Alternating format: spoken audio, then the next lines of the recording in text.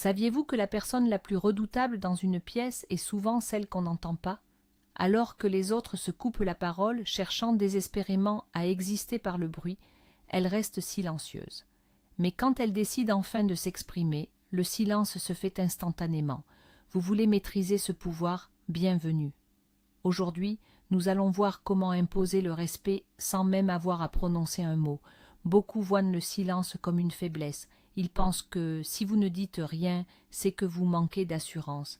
Et si je vous disais que votre silence n'est pas un défaut, mais votre plus grand atout? Nous allons explorer 20 principes stoïciens qui transformeront votre réserve en une armure impénétrable et en un véritable aimant à respect. Prêts à découvrir le secret que les empereurs utilisaient il y a des siècles? C'est parti. Avant de passer à la pratique, comprenons d'où vient cette philosophie. Le stoïcisme est né en Grèce et à Rome, et ce n'était pas une simple théorie pour rats de bibliothèque, c'était la philosophie des guerriers, des politiciens et des empereurs. Pensez à Marc Aurèle, l'homme qui régnait sur la moitié du monde connu. Il aurait pu faire exécuter n'importe qui d'un simple claquement de doigts, hurler ses ordres ou céder à la colère. Pourtant, l'histoire a retenu de lui son calme et sa sagesse légendaire. Les stoïciens croyaient que la vraie force ne réside pas dans l'agitation extérieure, mais dans la maîtrise de soi. Pour quelqu'un de réservé, c'est la base idéale. Le monde est bruyant, le monde est chaotique, et celui qui sait rester imperturbable au milieu du chaos devient naturellement un leader. Les gens sont attirés par la stabilité. Si vous êtes de nature calme, vous êtes déjà à moitié stoïcien. Il ne vous reste plus qu'à apprendre à projeter cette puissance intérieure. La première leçon, et sans doute la plus précieuse, c'est le pouvoir de la pause. Imaginez la scène. Quelqu'un vous lance une remarque déplacée ou tente de vous provoquer. La réaction habituelle est immédiate. On se défend, on riposte ou, pire encore, on rit nerveusement. Le stoïcien, lui, agit différemment. Il marque un temps d'arrêt. Vous fixez la personne. Vous restez silencieux. 1 seconde, 2 secondes, 3 secondes s'écoulent. C'est à ce moment précis que la magie opère. Votre interlocuteur commence à s'inquiéter. Il attendait une réaction pour se nourrir de votre énergie, mais il ne rencontre que le vide. Et ce vide, il va instinctivement le combler avec ses propres doutes. Est-ce que j'ai dit une bêtise? Est-ce qu'il me juge? Votre silence devient alors un miroir dans lequel il voit son propre ridicule. Prenez l'habitude de marquer cette pause avant de répondre à toute question importante. Cela montre que vous n'êtes pas une personne impulsive, mais que vous pesez vos mots, et une parole réfléchie vaut de l'or. Faites le test demain au travail. Quand on vous posera une question, attendez simplement 3 secondes, les yeux dans les yeux, avant de commencer à parler. Passons à la deuxième partie, l'art d'écouter de manière à ce que les gens aient envie de tout vous confier. La plupart des gens n'écoutent pas vraiment, ils attendent simplement leur tour pour parler. Vous l'avez déjà remarqué, n'est-ce pas? Le regard qui s'échappe, un hochement de tête distrait, on sent qu'ils préparent déjà leur argument. Les personnes discrètes ont ici un avantage immense, elles savent écouter pour de vrai. Mais attention, cette écoute n'a rien de passif. Ce n'est pas juste hocher la tête par politesse, c'est une analyse active. Imaginez que vous êtes un enquêteur ou un observateur de l'ombre en train de collecter des données vitales. En écoutant avec une telle attention, vous offrez à votre interlocuteur la chose la plus précieuse au monde, le sentiment d'être important. Et voici le paradoxe. Plus vous laissez les autres parler d'eux-mêmes, plus ils vous trouveront intelligent et fascinant. L'être humain est par nature égocentré. Alors, donnez-leur la scène et devenez un spectateur attentif. À la fin de l'échange, vous connaîtrez leurs motivations, leurs peurs et leurs désirs, alors qu'ils ne sauront strictement rien de vous. C'est une véritable position de force. Le savoir, c'est le pouvoir, et vous l'obtenez gratuitement, simplement en fermant la bouche et en ouvrant grand les oreilles. Parlons maintenant de l'économie des mots. En économie, il existe une règle simple. Plus une ressource abonde, moins elle a de valeur. Si l'on trouvait de l'or à chaque coin de rue, il ne vaudrait plus rien. C'est exactement la même chose pour votre parole. Les grands parleurs ne sont jamais respectés, car leurs mots sont dévalués. Ils débitent tout ce qui leur passe par la tête, sans filtre. Le stoïcien, lui, ne s'exprime que par nécessité. Faites de vos paroles une denrée rare. Si vous avez l'habitude de garder le silence, le jour où vous déciderez enfin de prendre la parole, tout le monde se taira pour vous écouter. Pourquoi? Parce qu'inconsciemment chacun se dira « s'il parle, c'est que c'est vraiment important ». Éliminez de votre langage les mots parasites, les justifications inutiles et les banalités sans but. Soyez direct, clair et concis. Les Spartiates, dont l'esprit était très proche du stoïcisme, étaient célèbres pour leur sens de la formule. Un jour, le roi de Macédoine leur envoya un message menaçant. « Si j'entre en Laconie, je raserai votre cité jusqu'au sol. » Les Spartiates ne répondirent que par un seul mot, « si ». Quatrième point, la maîtrise des émotions ou ce qu'on appelle la citadelle stoïcienne. Gardez en tête que personne ne peut vous offenser si vous n'acceptez pas de l'être. Comme le disait Épictète, ce qui trouble les hommes, ce ne sont pas les choses, mais les jugements qu'ils portent sur elles. Il est tout à fait normal d'être quelqu'un de calme et de sensible, mais face au monde, vous devez être un roc. Imaginez une situation de crise au travail. Tout le monde s'agite, crie et panique. Si vous restez serein, concentré sur votre tâche, vous devenez instantanément le pilier de toute l'équipe. Le respect va naturellement vers celui qui garde son sang-froid quand les autres perdent pied. Cela ne veut pas dire que vous êtes un robot sans sentiment. Cela signifie simplement qu'entre l'émotion et votre réaction, il y a un espace de contrôle. Vous reconnaissez la peur, vous voyez la colère, mais vous ne les laissez pas diriger vos actes. Visualisez-vous comme le capitaine d'un navire en pleine tempête. L'équipage peut céder à la panique, mais le capitaine, lui, garde les yeux fixés sur la boussole. Soyez ce capitaine. Cinquième partie, agir plutôt que parler. C'est un cliché, mais sous l'angle du stoïcisme, cette idée prend une toute autre dimension. Beaucoup de gens s'empressent de crier leurs projets sur tous les toits. Je vais me mettre à la course, je vais apprendre l'anglais, je vais lancer mon entreprise.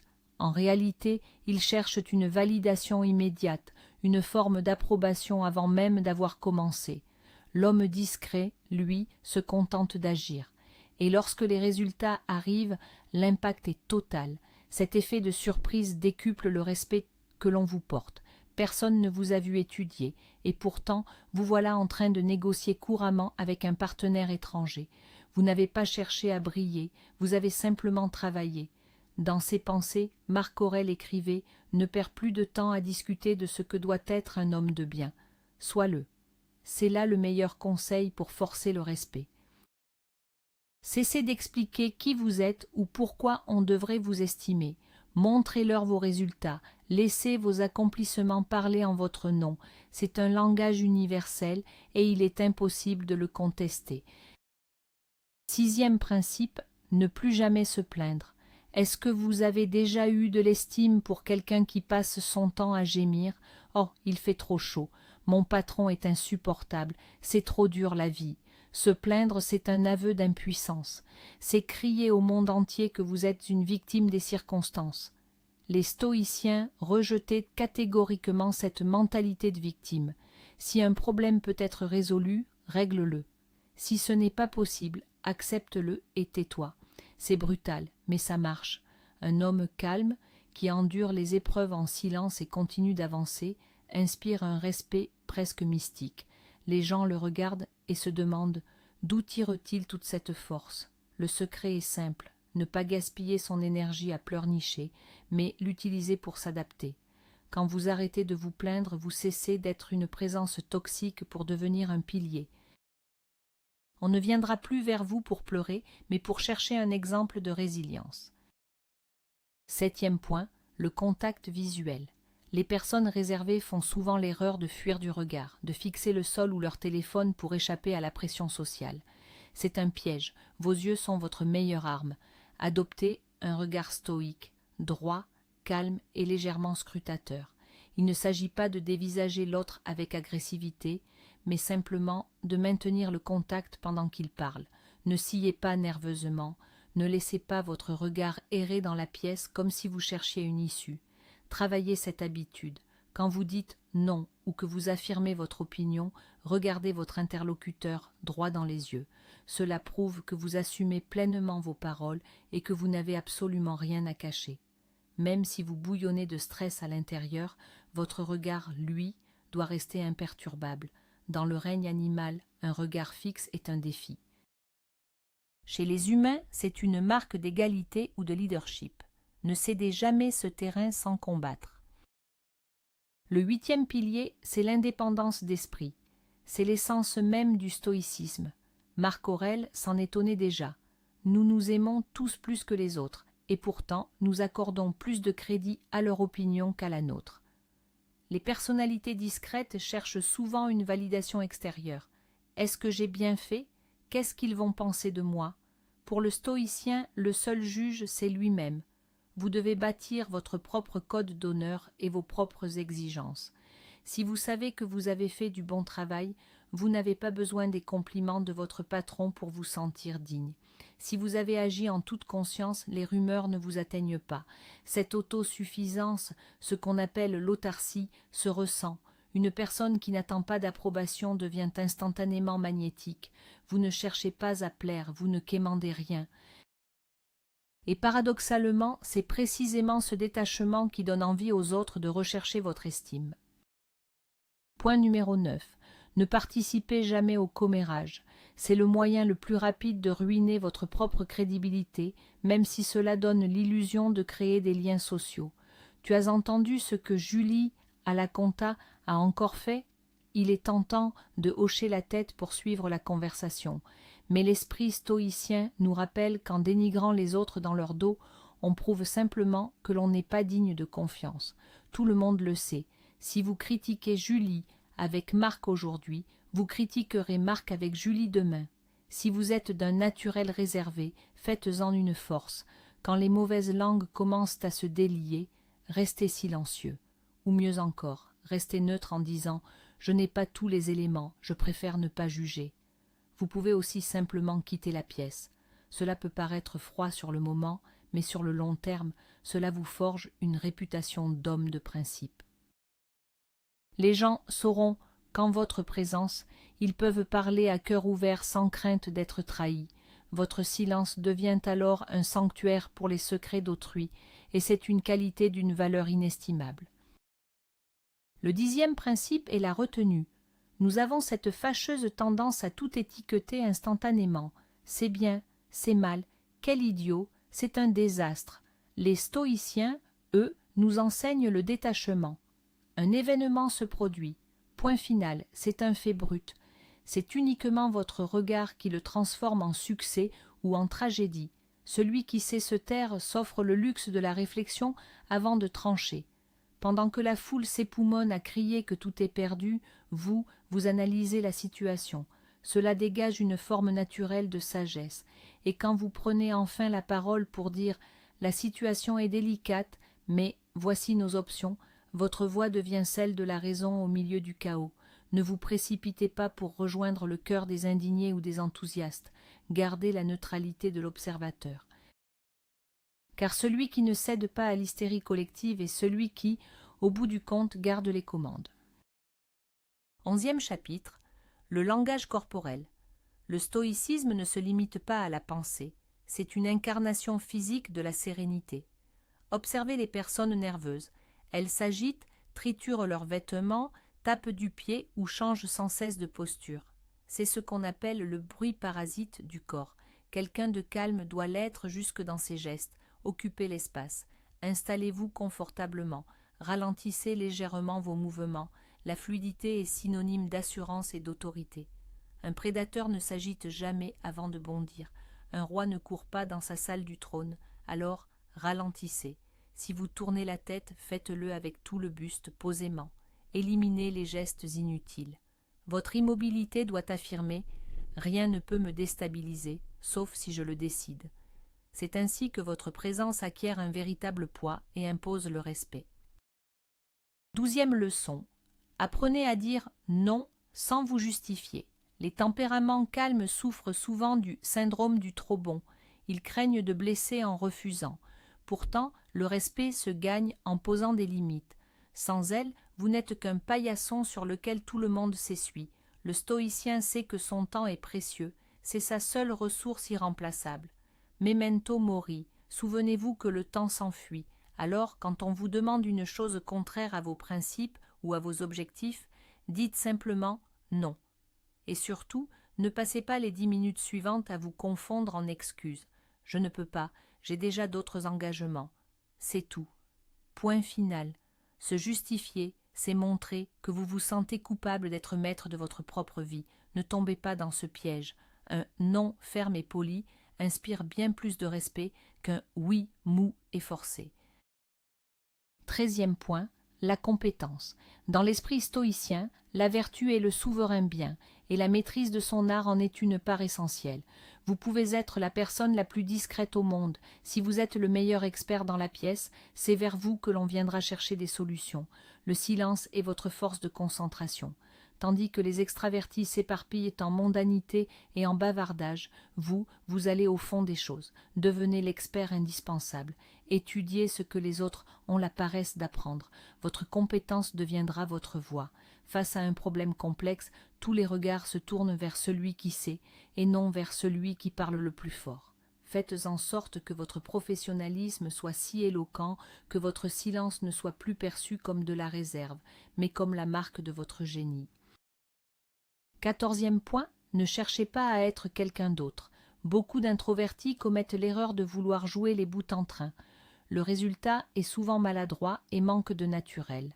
Les gens flairent le manque de sincérité à des kilomètres.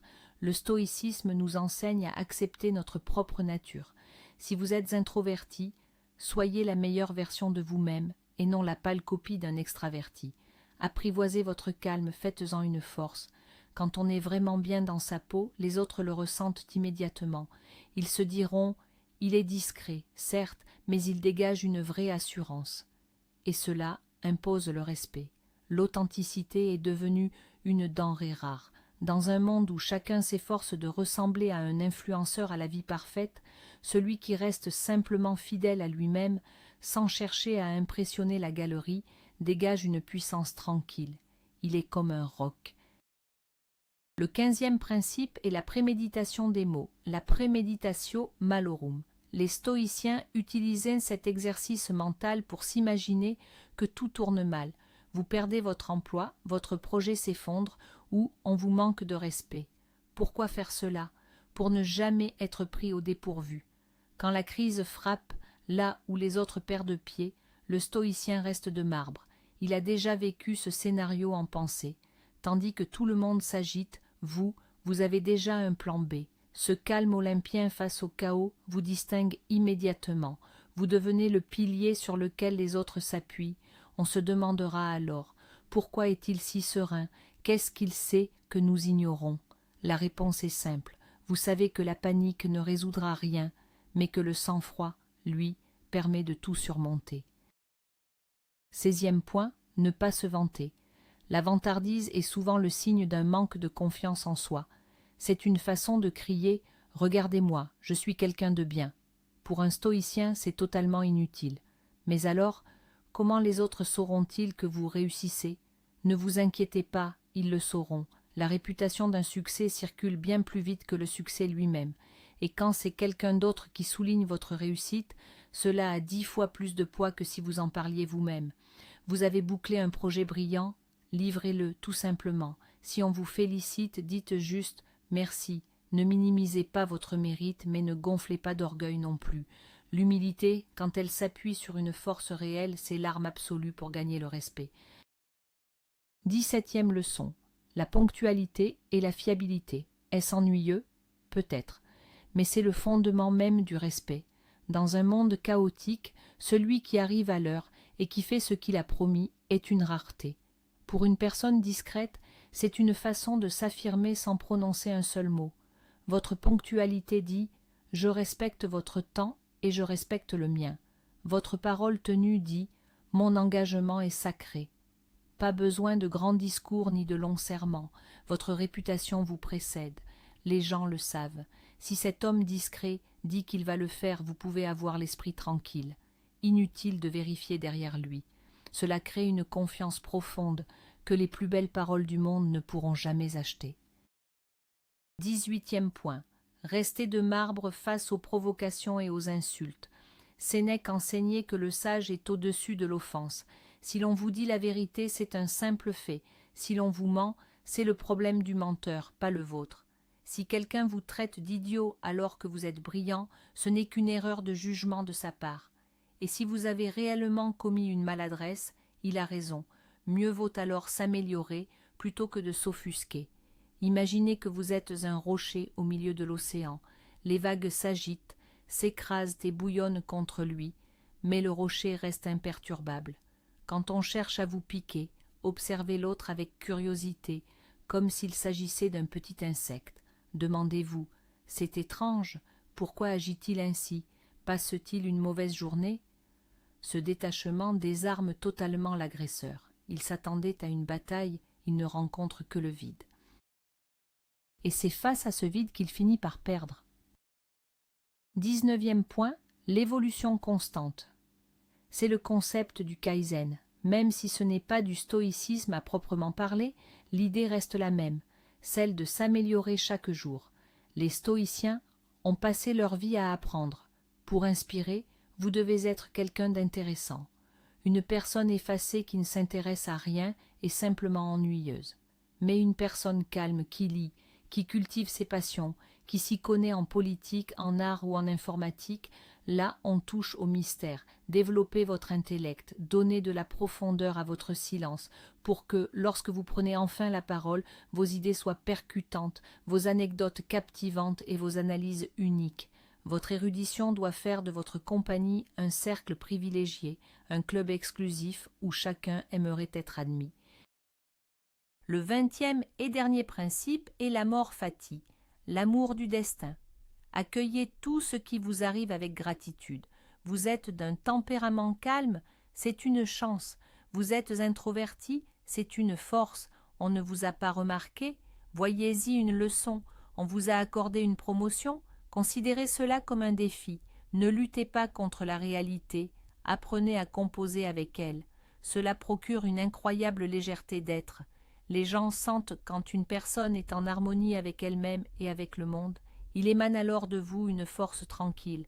Vous ne vous plaignez pas des cartes que l'on vous a distribuées. Vous les utilisez pour jouer la plus belle partie de votre vie.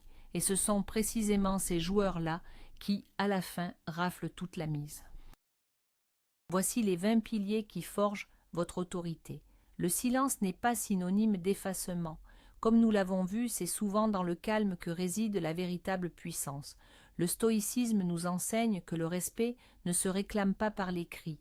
Il s'acquiert par la maîtrise de soi, les actes et une force de caractère inébranlable.